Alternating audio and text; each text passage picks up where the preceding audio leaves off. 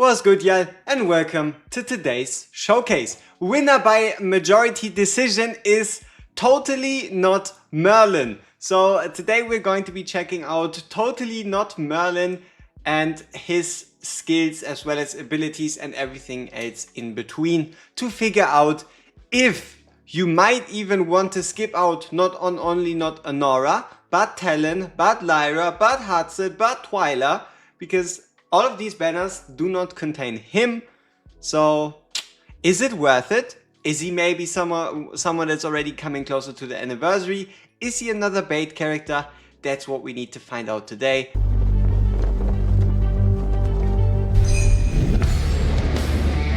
Our research begins. So before we can get into further Malrik testing, we obviously need to know how he works. So you place him down and he appears like a wizard out of the clouds and then applies this wizard's rune. I'm just expecting he also automatically applies it to himself, meaning he naturally is stronger. That would explain the symbol. Next up, he has a talent where he gains a 20% damage increase, no conditions asked, and then a special wizard's rune mechanic. The way this works is twofold. Not only does he grant Wizard's Rune to the first ally deployed in range, but also based upon the tile preference of that ally, so ground or platform, he either stays in his single target form, which is what he's normally and usually in, or he changes into his AoE form. So for the first one, we're just going to be placing in Volker right here. And you see she now has this symbol around her, and you're also getting this indicator of this like wizard's rune thing. And you can see he's doing his fireballs, he's shooting them, and then he has like this big fireball. So far so good. Now next up, if you place him first and then place in a platform unit next to him, you see that they also gain this wizard's rune. It also starts going around them, and you see his staff color has actually changed. It is now ice. So once these enemies start moving in, you can see that he is summoning, or he is now basically AoE attacking, hitting around 5 targets. Now for those of you wondering what is this sword, what was that big fireball, that is a twofold mechanic. Number one, if he basic attacks for 5 times, the next basic attack is this either sword or big fireball attack. Or if he doesn't attack anybody for 5 seconds, the next attack is also guaranteed to be the strong attack. You can imagine it as a weaker version of what a Ingrid usually has. Then lastly, he still has a passive in which he interacts with Wizard's Rune bearers. So for this one, we're just going to be using Artemis's ultimate, getting rid of it so you can see the effect. So right here we have Artemis, and you can see Artemis is on 4% rage. We can activate our ultimate and all of a sudden, boom, Artemis gained 10% rage. So finishing this off with the ultimate, you can see it right here, but when the ultimate is activated, you increase the hero's attack by 30%, which isn't the greatest of boosts, and then your basic attacks become either a fireball or a blizzard. So right here you can see that our basic attack is now this more damaging, also Winter's Bite, applying AoE attack. And also you've seen it during the ultimate, he is very well capable of applying that Winter's Bite on his own. And that's pretty much all you need to know about his kit. There's a couple specifics, we'll go over that in a little bit. But yeah, that is how Malrik works. Where in the A1, your Fire Blast, which is your special 5th attack in fire form, deals 60% extra damage, so 380, and also inflicts 10% magic vulnerability, which isn't the craziest ever. Furthermore, this Ice Storm now also inflicts freeze on enemies next to just Winter's Bite, and reduces the damage interval by 0.3 seconds and increases the chance to inflict Winter's Bite to 70%, meaning that you're now attacking once every 0.7 seconds for 4 seconds, as well as increasing the Winter's Bite chance by 20%. This freeze also does last, no idea, doesn't state, but it is a very, very powerful tool of crowd control. Then you have the A3, increases speed boost gained from attack speed by 20%, which is pretty much just specialized attack speed, which you've seen on a couple units like Sagak, Falshia and the like, but in a light version. It's like slightly worse than if he were to have specialized attack speed in his kit naturally. But the way this works is every single point of attack speed he gains is worth 20% more. So at 100 attack speed extra, he has 120 extra. At 400 extra, he gains 480 extra. You get the deal. Then the A4 is penetration, and the A5 is the hero gains an extra 10% damage increase, which is on top of like on top of the talent already giving him 20%. And when the hero or a hero granted with the wizard rune dies, he applies Wizard's Incantation, prevents death one time when the carrier takes fatal damage, dispel all debuffs on them, and restores 50% of their max HP. The way I read this is he obviously doesn't let them die, but he does apply it at the moment of death, preventing said death from happening, because that would be kind of weird. Like, imagine you're a unit, for example, you're Wukong, you're about to die, you're dying, and then he's like, oh, Wizard's Rune, here, take this buff, but you can't do shit with it because you're dead. So yeah, reads a bit weird, but obviously it's gonna be before the death actually happens. So now that we know what Malrik's all about, what do we need to find out and how can we judge him? So his kit has 3 unique things we need to judge, and that is how good is he at single target, how good is he at AoE, and how powerful is this Wizard's Rune benefit. Before we already get into any testings and whatnot, let me tell you about Wizard's Rune. Wizard's Rune is going to make this character a must-have for 8-man situations. Let me explain. The way this works is, usually when we're now getting endgame content, it's limited to or increased to 10 units, meaning whoever you put into your team also has to be placed down on the field.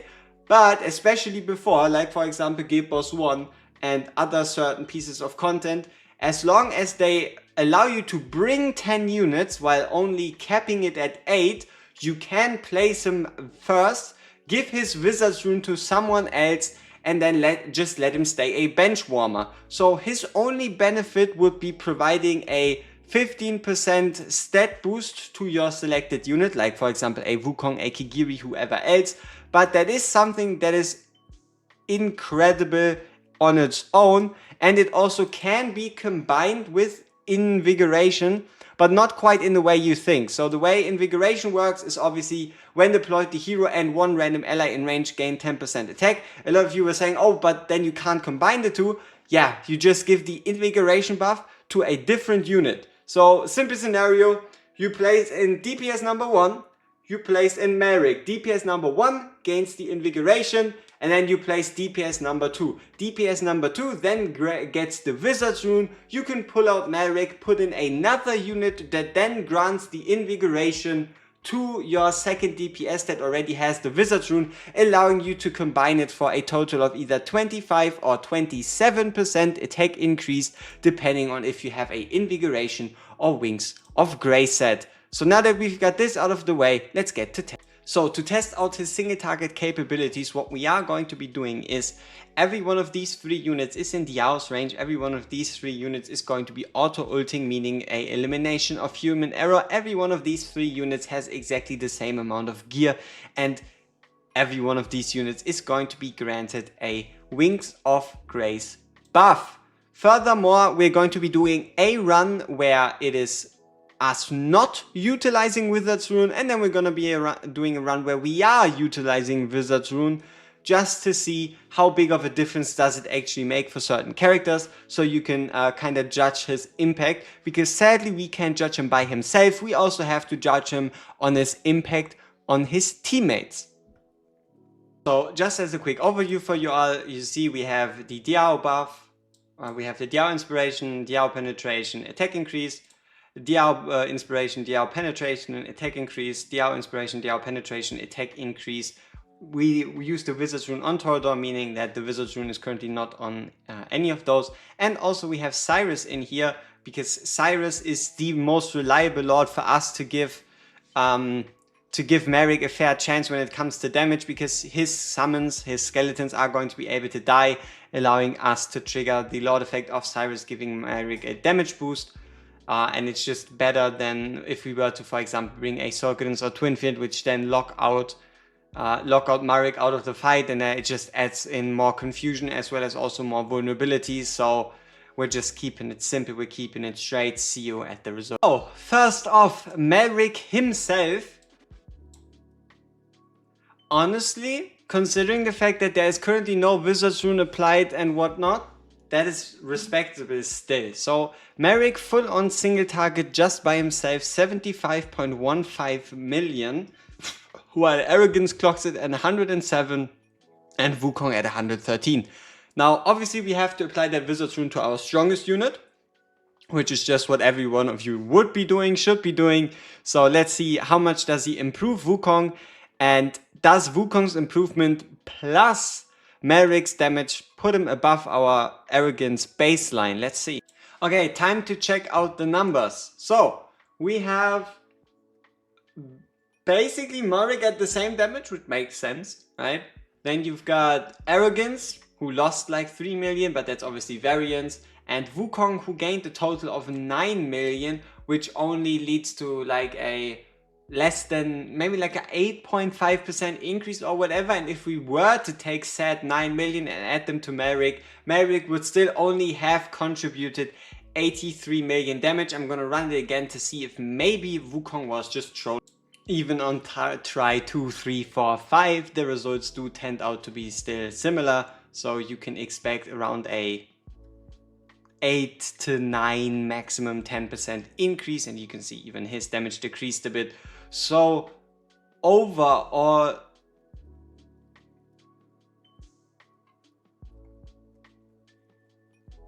even on runs 2, 3, 4 and 5, the results do stay in similar margins, which is, it is around a 8.5 to a 10% at maximum damage increase, depending on how obviously RNG rolls for your character with certain hits, are they hitting on certain vulnerabilities, etc, etc. So overall, result wise, you would have to give him, at least for Wukong on this example, a plus 14 million, putting him at a respectable 86 million, but that still doesn't compare against, for example, you just bringing in a character that naturally hits for 100 million. So at least on the A1, with everybody else being A1, it is not a worthwhile endeavor. Just so we have them out of the way, let's go over A1 and A3 real quick. You can see there's a marginal, minimal damage increase on the A1. Percentage wise, it would be like a maybe 5% damage increase at all. We're jumping from 75 all the way to 80 million. It really isn't anything noticeable. Now onto A3 and A5, just so we have them out of the way. So quick check in A3, you can see him jumping to 101 million. So overall, you can see a 33% damage increase going from A0 to A3. It's nothing crazy, but it does put him into like the good DPS category. You can see Wukong was, I don't know, picking his nose while Arrogance was putting on a world performance, but those aren't as important. And now for the most unimportant of them all, keep in mind, once again, for A3 you need to pull him 4 times, so heavily unrealistic already. And now for the A5, where you need to pull a character 6 times, we're only getting a 10% damage increase, so don't expect any big change. So just to sate your curiosity, this is the single target potential of an A5.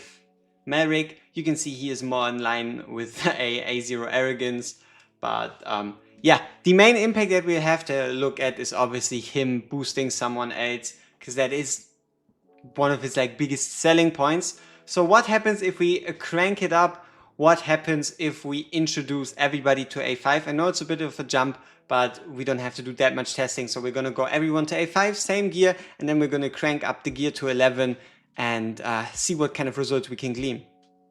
So this side is with the Wizard's Rune, this side is without those, and you can see it is once again around a 10% increase. It is slightly more, but it is still pretty much a 10% increase. And just to kind of hammer it back home once more, we'll go in with full guns blazing gear. So here we are looking at pretty much one of the, if not the best gear you can find in this game. And the result is still similar to a 10% buff, right? So if you're expecting to pull for this guy, just from a raw like Wizard's Rune perspective, expect him to boost whatever your highest number is by a further 10%. So for us, for example, right here, we could be subtracting this 28.1 whatever million and add it to his numbers, giving him, if he were a 0 in like normal gear, giving him a 100 million damage. It depends, right? The more good units you have on your account, the less viable he is. The more focused you are on a specific unit, the more important this buff becomes. So the bigger the gulf between your best performing unit and everybody else, the more valuable he is. The closer it is, the less valuable, because obviously he then can't provide like the same benefit. Wizard Rune, a 10% damage buff is nothing to sneeze at, but it is also not so unbelievable that it qualifies him as a max or must-have unit. Once again, it's the 8-man content, right? Imagine this being a Guild Boss 1 run. You can just have him as your 9th or 10th unit, place him in the beginning, place Wukong after, take him out again, forget about him, and your Wukong is magically going to be doing 10% more damage. This is kind of how you have to judge it. And now on the note of single target capabilities, honestly 75 million going up to like a maximum of 110 at A5 or at A0 with cracked out gear, still barely scratching the 100 million. It isn't anything too impressive. Like if you're looking for him to kind of be like your problem solver, your magic one solve all, then he's not going to be that. But he's obviously not going to be weak. So what kind of gear was I talking about? Look at these stats. So we have a 4 stat with a 4 stat, a 4 stat, 4 stat, 4 stat. And in this one on A0, he was able to perform his 97 million in the gear we had before. I mean, might as well just show it for you, for those of you that were curious. This is what he looks like when he performs around that 75 million. So you have like a 10% crit rate damage, 10% crit rate damage, and then 1 4 stat and 2 non-4 stats. This is pretty much kind of what you can expect, though I think this is the attack variant, not this one. Yeah, so we use this one, giving us pretty much something more like this, but still basically same makeup. So overall, single target capabilities, it isn't anything too impressive. It shouldn't blow you away. But especially for anything 8-man, it is very nice. Like, it is very nice to have the ability to boost another hero like that. And also keep in mind, he does give that unit even more rage regen. So it's not just the Wizard's Rune providing this buff, but it's also this extra rage regen that he grants to the hero upon casting his own ultimate. So the last thing we have to check out is obviously his AoE capabilities. So let's get to it. Alright, 121, him and Artemis, can they beat it? And how will his performance be in this AoE instance?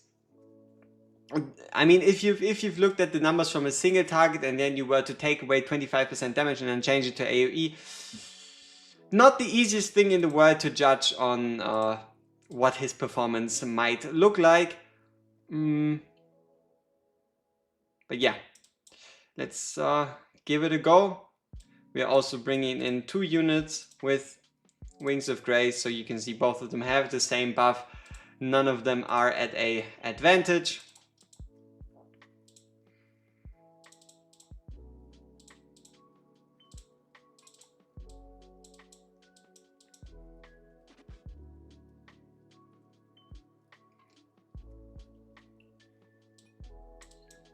All right. Pretty solid showing there. I think we can then almost go for another round.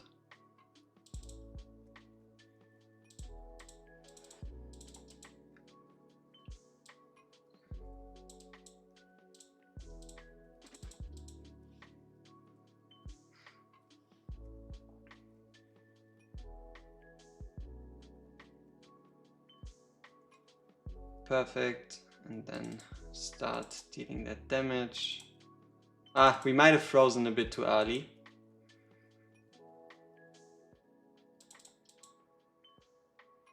But it looks very solid. and general like Winter Spite application levels, I don't really see him freezing them with Winter Spite. This should have been a Winter Spite trigger, not Mary. So I don't know. I would say just from looking at this, even without the numbers, he doesn't seem to be like the craziest AoE damage dealer of all time. But what he does have going is that Winter Spite application, and we all know how annoying Winter Spite already is in GVG. So my best is probably going to be that we're going to see him in GVG, probably like giving his Wizard's Rune to Ingrid or something, if that is something that's possible to be figured out. And that is then obviously going to lead to pure chaos. But yeah, let's get our freeze in here. Our Artemis was a bit mistimed.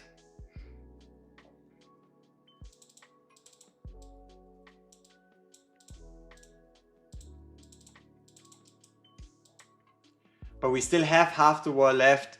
We're getting that solid AoE damage in. Here we can probably push again with Artemis, get another freeze. You can probably get rid of Mary as soon as you have him at A1, because all of a sudden your every 5 attacks are now also going to be freezing. I think that's the last thing we're gonna do is just like try to see if we can figure out the frost duration, right? Try to see if we have what it takes to see what the frost duration is all about. And yeah, this looks like we're gonna turn it into a win. It isn't by any means like a victory by a landslide or something like that, but it should still turn out quite successful. Hopefully.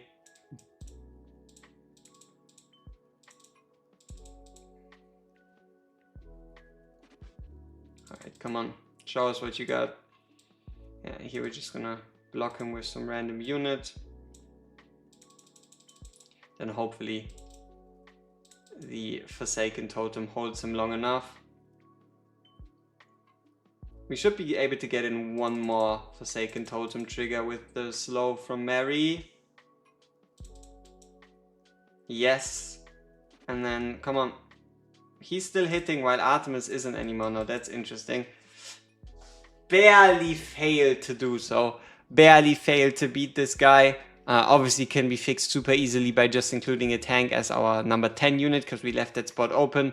But overall damage wise,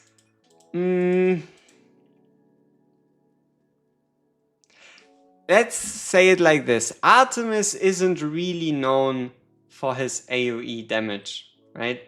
Artemis isn't really known for his AoE damage prowess, so him getting beaten by an Artemis in equal gear, yes, difference in sets, but Sovereign Arcana and Infernal Roar, especially with all the ultimates we're triggering, are basically on the same level. Here you can see it again, it is the same set with the same split with crit damage as well as a double attack and an attack set on the left side. And for Artemis, we had him in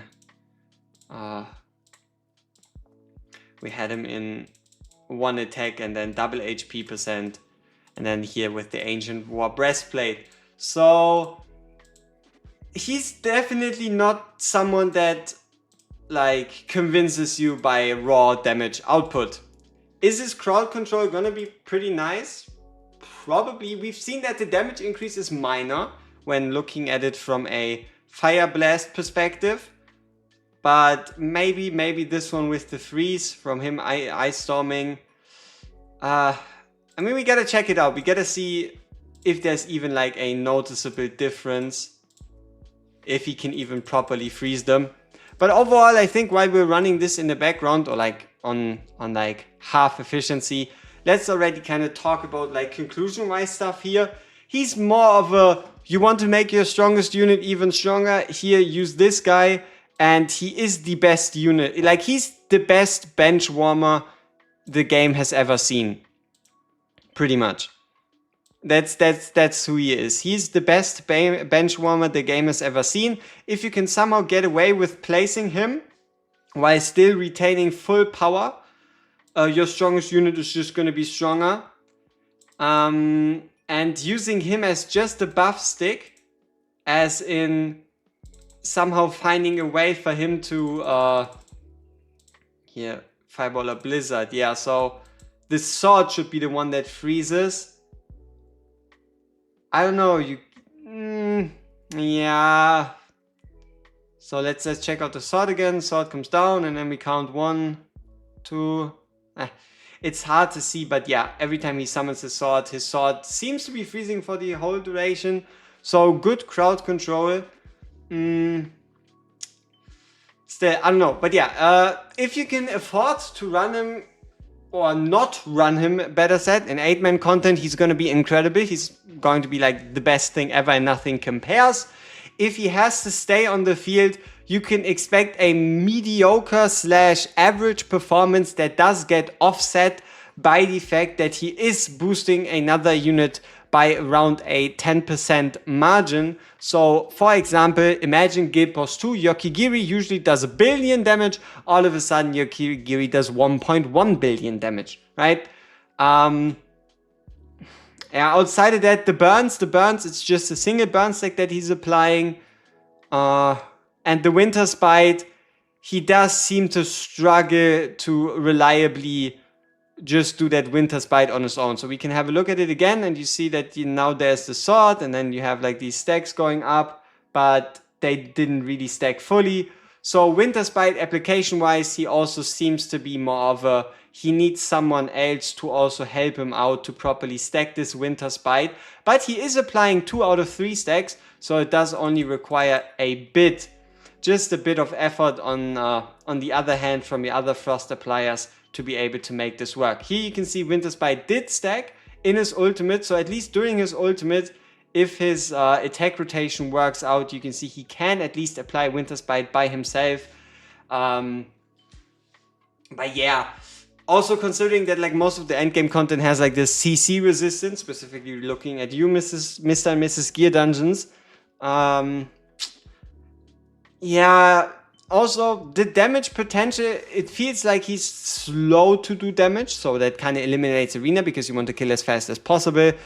And yeah, again, I kind of see him maybe in the GVG field. Then again, his BP, if you're looking at just him for like a BP battery, he's not going to be great. His BP is high for like early standards, as in a year and a half ago. But in comparison to others that are like already with the capabilities to reach like 120k, it just can't compare. So Malrik had a crash out, or better said, the game had. So let's finish our thoughts. Best or must-have unit for 8-piece content, 10 man. He's going to tank, but still make your strongest unit better. If you have something like an A5 Kigiri, if you have something like an A5 Wukong, he is your unit to make that unit stronger, but do not expect him himself to particularly blow you away. It does seem like his multipliers are more on the lower side of things. His fireball doesn't necessarily hit as hard as you would expect it. That sword doesn't necessarily do as much damage as it looks like. And he does only hit 5 enemies with his basic attack. So that's Malrik for you. Wizard's Rune is his biggest gimmick. And besides, I mean, he's a do-it-all, right? If you have him in your team, you need someone to help you with some AoE, he's your man. You need someone to help you with your single target, he's also your man. He's kind of like a Swiss Army knife, but once again, the greatest bench warmer war has ever seen.